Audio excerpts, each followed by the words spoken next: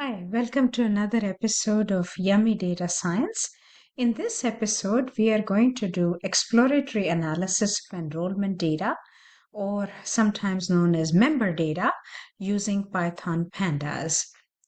And in all the previous videos on outpatient data and inpatient data, I've been focusing on using Pandas.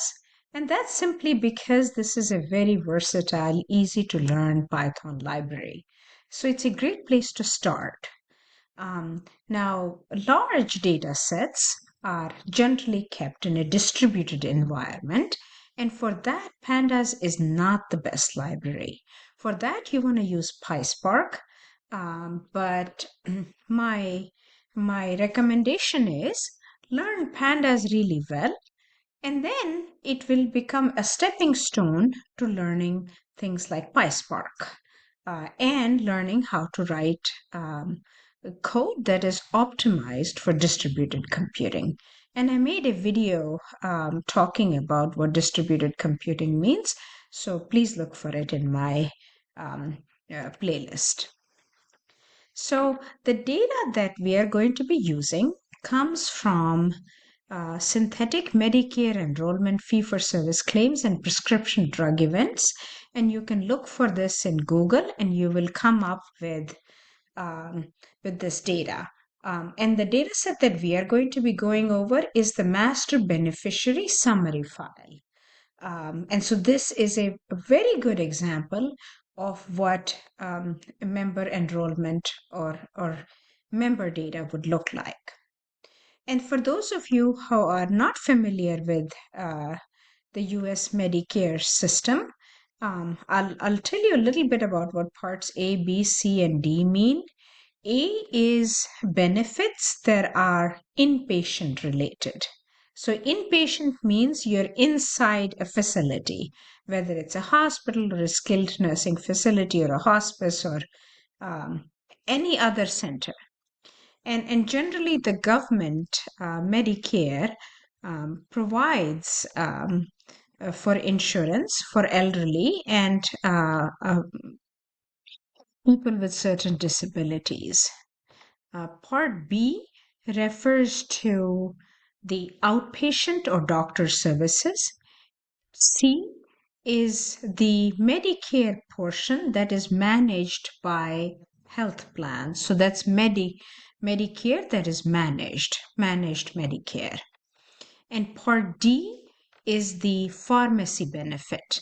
So just to give you a little sense of the numbers, about 60 million Americans are on Part D, and half of those are roughly half are on managed Medicare, and the remaining half are on Medicare fee-for-service, in which you contract directly with Medicare for your insurance. So the claims that we've been talking about are Medicare fee-for-service. But the topic of today's video is the beneficiary files, and some of these concepts will be relevant as we explore the file. Now I'm going to go over to my Google Colab, and despite saying this in the previous videos, this time I'm really going to be making use of the AI assistant and showing you how you can use the AI assistant to accelerate your programming and data engineering. So here is Google Colab, and I will not be going over Python Pandas concepts I've gone over before. Anytime you see prompt, that's what I typed in. And then the chat, and then the AI assistant gives me the prompt, which I accepted. And for the sake of speed, I have pre-run this notebook. So you'll notice that I am reading enrollment data from 2019 to 2023. And this is very simple, repetitive code. There are many ways to do this more efficiently and more succinctly. However, I've chosen the simplest, although repetitive way of doing it for clarity. And this is actually a good coding practice. Code simply so that others after you and your own self sometime later can easily understand what you wrote. Now, not for this data, but data, healthcare claims data in your environment may be on a distributed environment. And distributed environment means that the file is not kept in one physical location, it's cut up and stored in various multiple locations. And so the simple code you write, not using loops, it's optimal. It allows the distributed computing environment to take your code and efficiently run it. And I'll just say one more thing about distributed computing. So, a good analogy is, let's say I have 3 rooms that I want to sweep. Well, I could sweep them all myself, and let's say it takes me 15 minutes to sweep one room. So it would be 45 minutes. Or I could hire 3 teenagers, and I could have them simultaneously sweep the rooms and say the total time that it would take each kid to sweep the room is 20 minutes. So if I get them to work simultaneously, I would be done in 20 minutes and instead of the 45. And then I, as their supervisor, would check on it, make sure it's done right. So it might be 25 minutes as opposed to 45 minutes. And distributed computed works the same way. There are processes, there are worker processes, there's a supervisory node, and all the results are collected, fed to the supervisory node. So then you would be reading files from many different locations, and if you write it in a simple manner, then the code that you have written simply will automatically be converted to a multi-threaded process. Okay, enough about distributed computing. Let's keep going. So here I have used the concatenate method in Pandas to concatenate my various data sets. And the ignore index simply means that Pandas will give each data frame an index, which is simply a counter, a row counter, starts from 0. And this says I'm going to ignore the row counter in each of these data sets, and it will give it a new one as it creates enrollment. So now using enrollment tail, I'm using it to look at the data sets. And so you'll see I have my Bene ID, which we have encountered previously, gives me some codes like where do they live, their date of birth, their sex, race, and then I'm going to scroll over to these enrollment flags. Here we go. MDCR status code 1.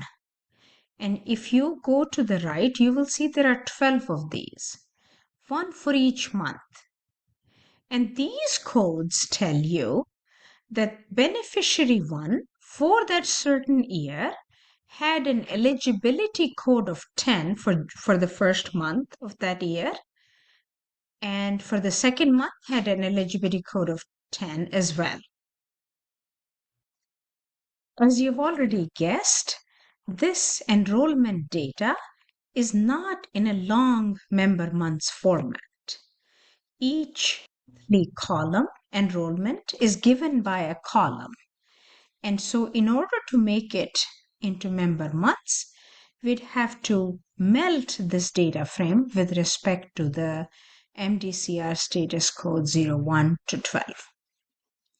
And so that led me to being curious. I want to know if there are members that have enrollment gaps.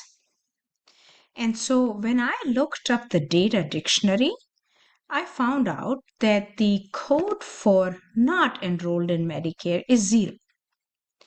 So what I want to know is, are there any beneficiaries for whom any one of the 12 columns the MDCR status code 01 through 12, are any one of these values equal to 0? And that's exactly what I put in the prompt. Are there any Benny ID? I did not put the S here, so it is pretty good with language. It is a LLM after all, for whom any one of the 12 columns denoted by MDCR status code 01 through MDCR state equals 0. And it actually did a very good job of figuring this out. What it did is it created a list, MDCR status codes, and that there's a loop here for I loop, and it goes from 1 all the way up to 13.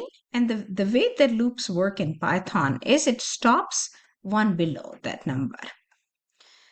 So it will basically be a list of, and here I've printed it out, the MDCR status codes. It will be 1, 2, 3, 4.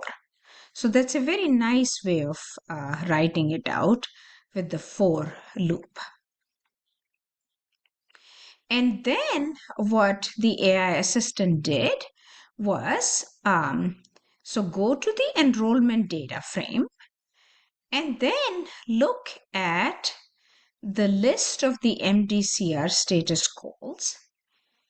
If any of them is in 0, so if any of the values is 0, and where is the any coming from? It's the .any method. And what is access? Access simply means that it's a column method. Okay, we are looking along those columns. We're not looking row wise, we're looking column wise. So across, not up and down.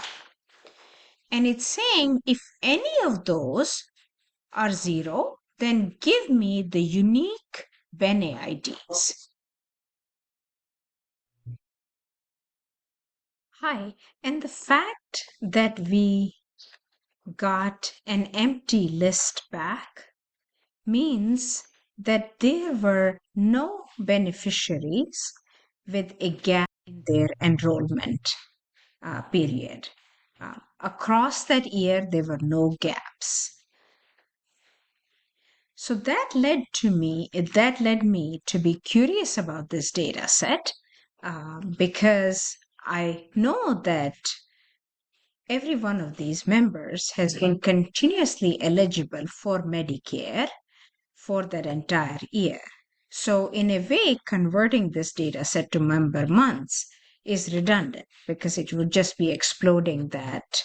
It would be taking the year column and exploding it 12 times.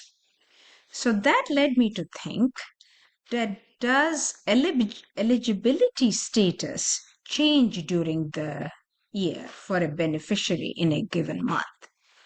And what I'd like to know is this: for a certain beneficiary and for that year, are the values in those columns, MDCR status code 01 through 12, exactly the same?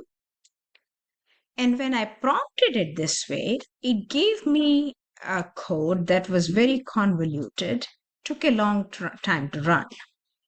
So then I thought about it a little bit, and I thought another way that I could solve the problem is take an average value across the 12 columns. And if the value for each of the 12 columns is the same, then the average of the 12 should be the same as, say, the first code, January code. So then in my prompt, I'm telling AI for each beneficiary ID is the average value across 12 columns the same as the value in the first column? Are there exceptions to this? And so now it came back with code that is a little bit more efficient, but it's not entirely so because down below here I have a warning. So then what I did is I actually went through the code and I thought it was doing a pretty good job, but I thought, okay, let me challenge the AI. And then I typed in the code in the above cell is giving me a warning. can you give me, and I pasted the warning, can you write the code so it's efficient? So then it rewrote it, and I really like what it did. It basically, what is different from this code to the cell above is that it has created an average MDCR status column, which is the mean of all the columns.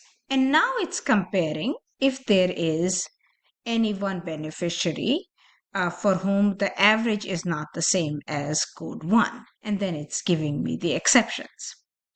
So as you can see in this data set, this is my exceptions. For the first row, if you look at the MDCR code, they went from having a value of 20, and it's all the way, it's 20 till June, and in July it's 10.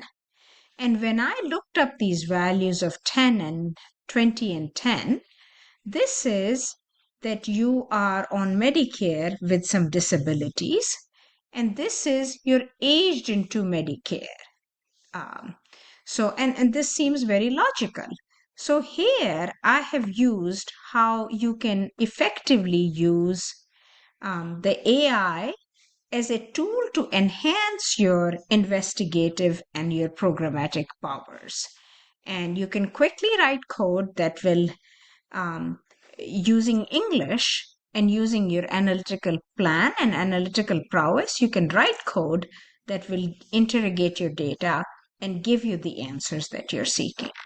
I hope this video has been very helpful. More later.